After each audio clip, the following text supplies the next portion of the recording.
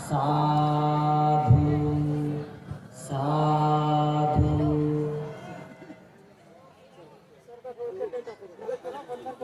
संपूर्ण विश्वाला सुख शांती मानवतेचा महान असा संदेश देणारे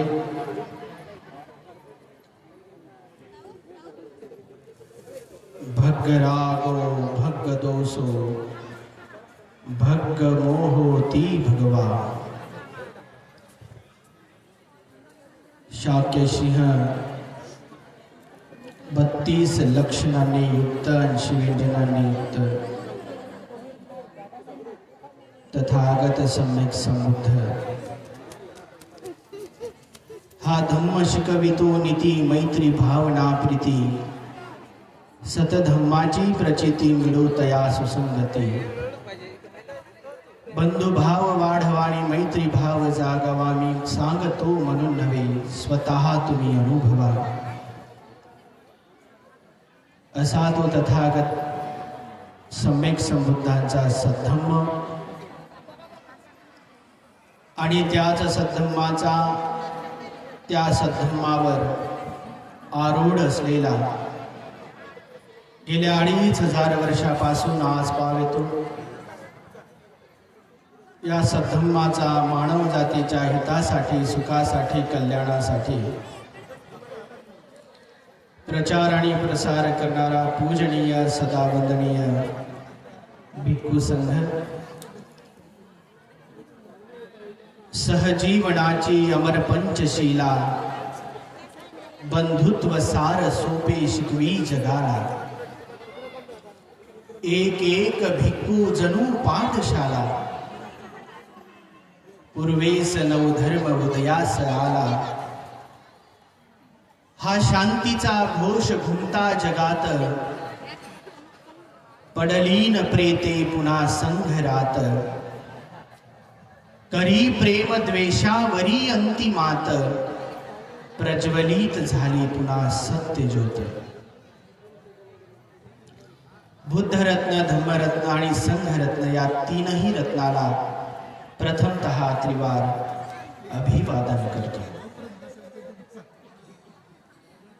या 3 रत्नाची ज्या महामानवाने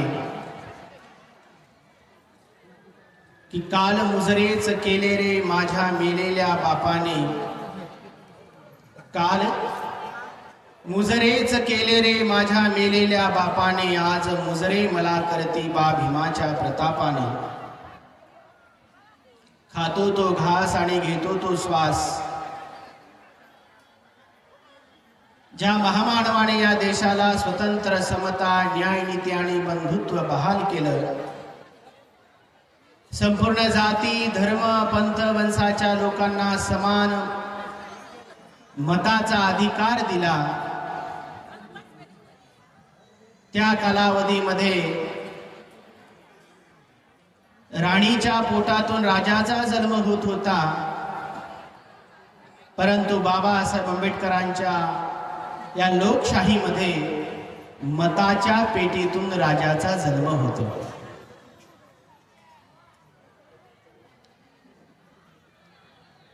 बोधिसत्व डॉक्टर बाबासाहेब आंबेडकर या महामानवाच्या महान अशा धर्मक्रांतीला समग्र जीवन समर्पित राहून माझे गुरुवर्य आचार्य उपाध्यायांना अभिवादन करून की प्रचार करता धम्माचा प्रचार करता धम्माचा एक सुटलं नाही गाव प्रचार करता धम्माचा एक सुटलं नाही गाव दान देता धम्माच ना करी भेद भाव भिक्खू संघामध्ये ज्ञान ज्योती एक नाव भिक्खू संघामध्ये ज्ञान ज्योती एक नाव भिक्खू संघामध्ये ज्ञान ज्योती एक नाव अशा महान त्यागी धुरंधर पूज्य भंतेजींना अभिवादन करतो, ज्यांनी मला या ठिकाणी आपल्यासोबत वार्तालाप करण्याची संधी ज्यांच्यामुळे मला प्राप्त झाली अशी पूजनीय वंदनीय गुरुदेव तम पूज्यपाद ज्ञानज्योतिजी महास्तवीर यांनाही अभिवादन करतो। पूजनीय भिक्खू संघाला अभिवादन करून ऐकताय का? ऐकता? कोणापर्यंत आवाज येतोय? हा हात वर करा बरं। म्हणजे काही काही मनामनातले बहिरे आहेत काय? हेच तर ऐकण्यासाठी आपल्याला इथं यायचंय। ही पवित्र भगवान तथागताची धम्मवाणी, भगवान तथागताची पवित्र ही वाणी आपल्या कानी पडण्यासाठी या भव्य धम्म समारंभाचं आयोजन आहे। आपण एवढ्या लांबून लांबून आता पूज्य भंतेजी अभिधम्मावर अत्यंत गहन असं उपदेश आपल्याला देत होते आणि मधामधामध्ये ब्रेक के बाद पूज्य भंतेजी आपल्याला सांगत होते की शांत बसा, शांत बसा। इथं किती ध्यान करणारे आहेत बघा बरं, आहेत का? ध्यानावर आहेत? इथं आलेल्यांचे प्रत्येकाचे 1, 2, 3 शिबिर तर झाले असतील ना। अनुशासनामध्ये राहणं किती कठीण आहे। अनुशासनामध्ये आपलं मन म्हणत नाही। आता एवढा सुंदर पेंडॉल मंडप, एवढी छान व्यवस्था, नंतर संध्याकाळच्यासाठी तुमच्यासाठी चुलाई पेटतील। यांनी उपाशी पोटी धम्म ऐकू नये, परंतु आपल्यासाठी एवढी सुंदर व्यवस्था केल्यानंतरही सुद्धा जर आपण शांत बसत नसाल तर पालख्या भांड्यावर पाणी टाकल्यासारखं आहे। तुम्ही या ठिकाणी जर आला असाल काहीतरी घेण्यासाठी तर आपलं ते भांड आहे असं त्याचं तोंड वरत पाहिजे, नाही तो का गए का नाही, क्या नाही, क्या लाया कुछ नाही, काय गर्दी व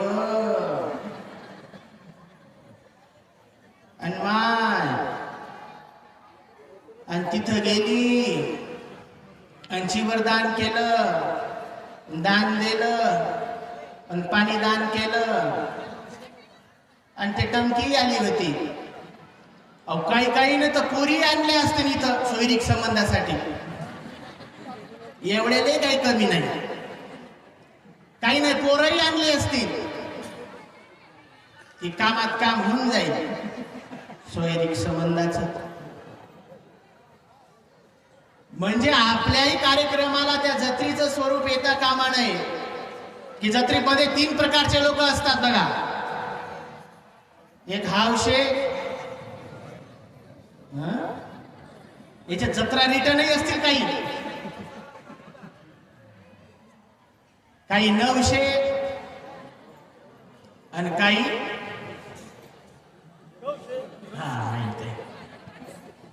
म्हणजे तुमच्यातच आहेत ते 3 प्रकारचे लोक। आपण कोणत्या ठिकाणी जातो, आपण कोणत्या गोष्टीचं आचरण केलं पाहिजे, पुन्हा पुन्हा पुन्हा पुन्हा आपल्याला ते रिपीट करावं लागतं, पुन्हा पुन्हा सांगावं लागतं की शांत बसा, कारण की धम्म श्रवण करण्यासाठी शांतता धारण करावी लागते। धारेती धम्मा, धम्म धारण करावा लागतो। धम्म पांढऱ्या साडीमध्ये नाही आहे, धम्म पांढऱ्या कपड्यामध्ये नाही आहे। हे सुंदर दिसण्यासाठी एक पवित्रतेचं एक लक्षण आहे। भगवान तथागत एका गाथेमध्ये कम्म दायादो कम्म योनी कम्म पटी शरणो यं कम्मं करिसामी कल्याण वा पाप कर्म अभिधम्मावर अत्यंत सुंदर पद्धतीने भंतेजीने धम्म देशना आपल्याला दिली की आपला जन्म कशामुळे होतो, कोणत्या गोष्टी केल्यामुळे जन्म आपण धारण करतो, कोणते सत्कर्म केल्यामुळे आपल्याला रूपाचा लाभ होतो, कोणते पाप कर्म केल्यामुळे आपल्याला कुरूप रूप प्राप्त होते, मग मेकअप करण्याची काही गरज नाही, मेकअप करण्याची काही आवश्यकता नाही. जर आपण धम्माचं पालन केल्यानंतर, धम्म धारण केल्यानंतर आपल्याला 4 गोष्टीचा लाभ होतो: आयुष्य, वर्ण, सुख आणि बल. धर्म धारणच केला नाही तर आपल्याला ह्या गोष्टी काय बाजारात भेटणार आहेत काय, मार्केटमध्ये मिळणार आहेत काय, मॉलमध्ये मिळणार आहेत का? मॉलमध्ये पैशानं आपल्याला वेगवेगळ्या प्रकारच्या क्रीम घेता येतील, वेगवेगळ्या प्रकारचे परफ्यूम घेता येतील, वेगवेगळ्या प्रकारचे सौंदर्य प्रसाधनं आपल्याला घेता येतील, परंतु आयुष्याचा लाभ, वन्नाचा लाभ, सुखाचा लाभ आणि बलाचा लाभ हा फक्त धम्म धारण केल्यामुळेच आपल्याला प्राप्त होतो. हे बघा, भांडू राहिले का काय आहे?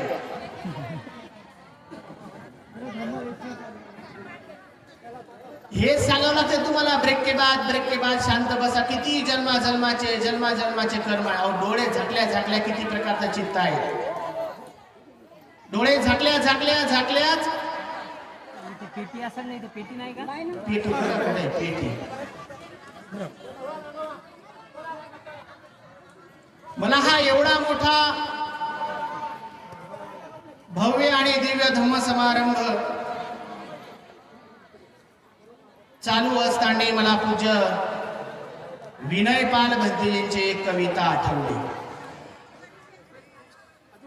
या ठिकाणी बाबासाहेब जरी असते तर बाबासाहेबांनी आपल्याला म्हणलं असतं. पूज्य विनयपाल भंतेजी मोठ्या भंतेजींच्या सतत सहवासामध्ये असतात. त्यांची तब्येत ठीक नसल्यामुळे भंतेजी या ठिकाणी येऊ शकले नाहीत. उपासक आणि उपासिकांनो, त्यांची एक मला कविता आठवली या ठिकाणी. त्या कवितेचं नाव आहे इनाकारण. कवितेचं नाव काय आहे? इनाकारण.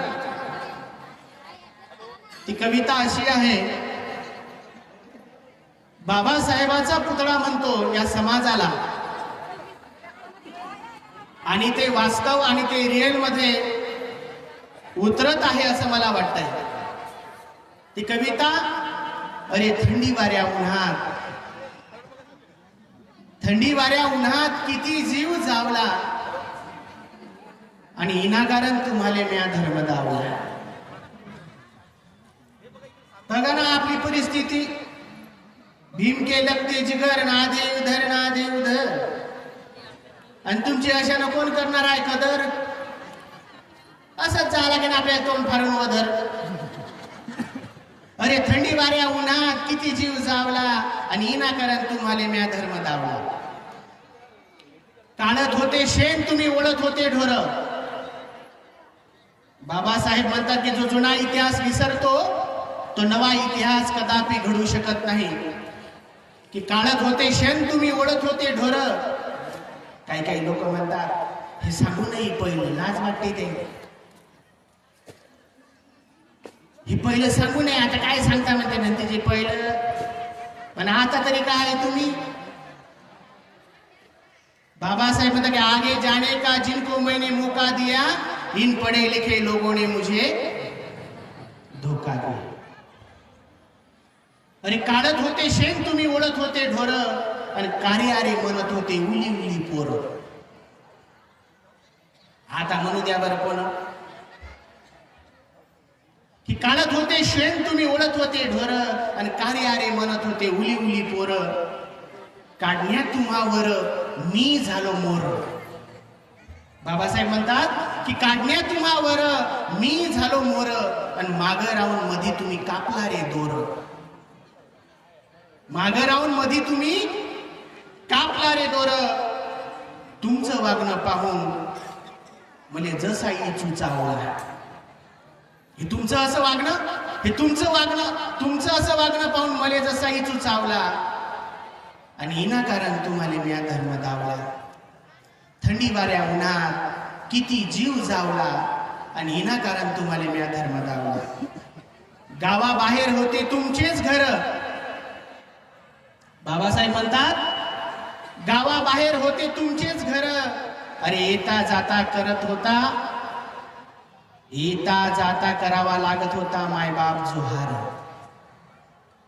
गावाबाहेर होते तुमचेच घर आणि येता जाता करावा लागत होता मायबाप जोहार. अरे रोज रोज मिळत होता उष्टा आहार. रोज रोज मिळत होता उष्टा आहार. खपलो जन्मभर म्या केलं तुमचं बरं. ही सर्व देण कुणाची आहे? बाबासाहेबांची. म्हणून बाबासाहेब म्हणतात की खपलो जन्मभर म्या केलं तुमचं बरं. सांगा तुम्हा कोणता असा देव पावला. आणि थंडी वाऱ्या उन्हात किती जीव जावला. आणि इनाकारण तुम्हाला म्या धर्म दावला. पुजले तुमच्या पूर्वजांनी 33 कोटी देव. पुजले तुमच्या पूर्वजांनी 33 कोटी देव. तरी तुमची कोणाला आली नाही किव. आला मले राग म्या दिली फारकती. बाबासाहेब म्हणतात आला मले राग म्या दिली फारकती. तरी अजून काही जण त्याईले सोवा येतील. यासाठीच काय म्या तुमच्या घरात दिवा लावला. अरे थंडी वाऱ्या उन्हात किती जीव जावला. आणि इनाकारण तुम्हाला म्या धर्म दावला. पाहिलं होतं सपन लय होती आशा. पाहिलं होतं सपन लय होती आशा. पण आज पाहतो डोळ्यांना दिसतो सारा तमाशा. गोर गरीब समाज मावा हाय भया भाया. गोर गरीब समाज मावा हाय भया भाया. आणि शिकले सवरले लोक कापतात त्याचाच गया. काय करीन गुणरत्ना पुरा आता कावला. कावला म्हणजे कंटाळ. सांगू सांगू तुम्हाला आता असं झालं. सुनी सांगते भुलीले दोन्ही पाय चुलीले. की सांगू सांगू तुम्हाला गुणरत्न आता कावला. अरे थंडी वाऱ्या उन्हात किती जीव जावला. आणि इनाकारण तुम्हाला म्या धर्म दावला. इनाकारण तुम्हाला म्या धर्म दावला. उपासक आणि उपासिकांना महाकवी वामनदादा कर्डक म्हणतात की केस माझे हे जेव्हा गळू लागले तेव्हा जीवन मला हे कडू लागले. गोडी मधाची होती मला जोवरी लाख लटकून होते त्या मोहळा परी. संपताच अर्क पडू लागले तेव्हा जीवन मला हे कडू लागले. काल वामन परी पेरण्या ही कला येत होते आणि नेत होते मला. जेव्हा जाणेच तेथे टळू लागले तेव्हा जीवन मला हे कळू लागले. तेव्हा जीवन मला हे कळू लागले. ही अनमोल संधी भगवान तथागताची पवित्र सद्धम्माची वाणी ही ऐकण्याची अनमोलची संधी आपल्याला अनेक जन्माजन्मापासून ही प्राप्त झालेली आहे. धम्म श्रवण करणं, धम्माच्या अनुसार आचरण करणं, धम्माच्या अनुसार पालन करणं, तो अलंकार धारण करणं. या सोन्या नाण्याच्या चांदीच्या अलंकारापेक्षा शिलाचा अलंकार बुद्ध शासनामध्ये महत्वपूर्ण ठरलेला आहे. हा अलंकार जो व्यक्ती धारण करतो, जो उपासक व्यक्ती धारण करतो, उपासिका धारण करते, ते सुंदर त्या व्यक्तीला आयुष्य, वन्न, सुख आणि बल 4 गोष्टीचा लाभ होतो. कशामुळे? धम्म धारण केल्यामुळे, धम्मानुसार आचरण केल्यामुळे. आणि म्हणून भगवान तथागत एका गाथेमध्ये म्हणतात की सब पापस अकरणं कुशलस्य उपसंपदा सचित्त परियोदपणं एतं बुद्धान सासनं. काया वाचा मनाचे जे काही पाप कर्म आहे ते न करणे. मग काय करणे? काया वाचा मनाने जे काही पुण्य आहे, बघ शील पालन आहे, शील कथा, दान कथा, शील कथा आणि स्वर्ग कथा ह्या भगवान तथागतांनी सुगतीला जाण्यासाठी या कथा सांगितलेल्या आहेत. दानं सद्गस सोपान, दानं दुर्गती निवारण. दुर्गती पासून जर सुखाच्या झोपेनं जर आपल्याला मरण प्राप्त करायचं असेल, बघा आज आपण बघतो मरण सोपं नाही राहिलं. काल परवाचीच घटना, माझ्या आईचा मला फोन आला की विमानानं प्रवास करू नका. काय म्हणाली? विमानानं प्रवास करू नका. मी आईला म्हणालो की माणसाचं मरण हे विमानात काय, काचाच्या पेटीमध्ये जरी बंद असला तरी सुद्धा मरण हे अटळ आहे. हे कोणत्याही ठिकाणी, कोणत्याही वेळी, कोणत्याही क्षणी येऊ शकते. भगवान तथागताने का ग्रस्ताला विचारलं की तुझ्या जवळचं कोण आहे? भगवान धम्मदेशना देत असताना, प्रवचन करत असताना वार्तालाप करत होते, विचारत होते, प्रश्न उत्तर विचारत होते की तुमच्या मनामध्ये काय चाललंय हे भगवंताला तर माहितच होतं. पण भगवान ग्रस्ताला विचारत होते की तुझ्या जवळचं कोण आहे? तेव्हा अनेक ग्रस्त म्हणाले की माझ्या जवळची माझी बायको आहे. बायका म्हणत होत्या नवरा आहे, कोणी म्हणत होतं बहीण आहे, कोणी लय जवळचं असेल, कोणी म्हणे मेवणी आहे, कोणी म्हणे साला आहे, कोणी म्हणे माझा पिये आहे माझ्या जवळचा. भगवान तथागत म्हणले की हे तुमच्या जवळचं कोणीही नाही. तुमच्या जवळ ऍट प्रेझेंट जर काय असेल तर ते म्हणजे मरण. इथं आपल्या जवळ, सगळ्यांच्या जवळ, सगळ्यांच्या सोबत इथं प्रेझेंट मध्ये जर काय आहे ते म्हणजे मरण आहे. ना कोणती फाईल, ना कोणतं सोनं, ना कोणती चांदी, ना कोणते आयफोन, ना कोणत्या मोबाईल, कोणत्याच स्पेशल जेट सुद्धा आपल्या सोबत नाही राहतो. म्हणून आपण चांगले कर्म आता इथं बसता क्षणीच मरण जरी आलं तरी सुखकर आहे. धम्मदेशना श्रवण करता करता, भगवंताची वाणी श्रवण करता करता मरण येणं हे सुखकर आहे. आणि म्हणून उपासक आणि उपासिकांनो, आपण या ठिकाणी अनेक काही उपासक आम्ही रस्त्याने येताना बघितलं. आम्ही म्हणे कोणी रग आणली, कोणी ब्लँकेट आणलं, कोणी म्हणे आम्ही उश्या आणल्या. इथं झोपायला येऊ राहिल्या का? ब्लँकेट उश्या काय आणलं? अनेकही लोकांनी जसं काय तिथं आता इथं परमनंट राहणार आहे अशा जागा आखून ठेवले. इकडे येऊ नको, इकडे सरकू नको, आणि चालली मैत्री भावना, सबका मंगल हो. नुसते कोंबे मारणं चालू आहे एकमेकी. तिकडे सरकणं, तिने येऊ दे, कारण की तिचं जमतंय ना. आता हिची काय ओळख ना पाड, तिकडे सरक. त्या उपाशिकाला म्हटलं तुम्ही काही परमनंट स्टॅम्प पेपरवर आणले काय जागा? रात्रभर राहायचंय, धम्मदेशना श्रवण करायचे आहे, प्रवचन ऐकायचं आहे, दान पुण्य करायचं आहे, शील पालन करायचं आहे, ध्यान करायचं आहे आणि सकाळी निघून जायचं आहे.